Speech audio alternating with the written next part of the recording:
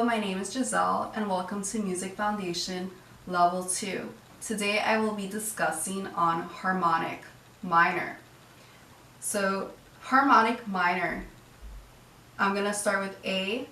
A to B is a whole, B to C is a half, C to D is a whole, D to E is a whole step, E to F is a half step, F to G. Now here, what makes up a harmonic is you want to raise the 7th note, so from F to G sharp, and you're going to end in A. And I'm going to say that one more time. A, B, C, D, E, F. You're going to raise the 7th, G sharp to A.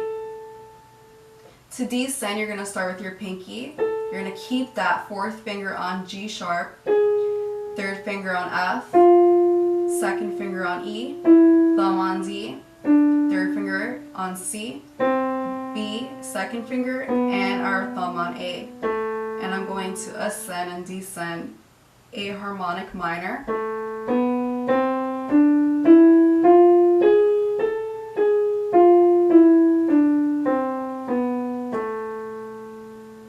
That would be all.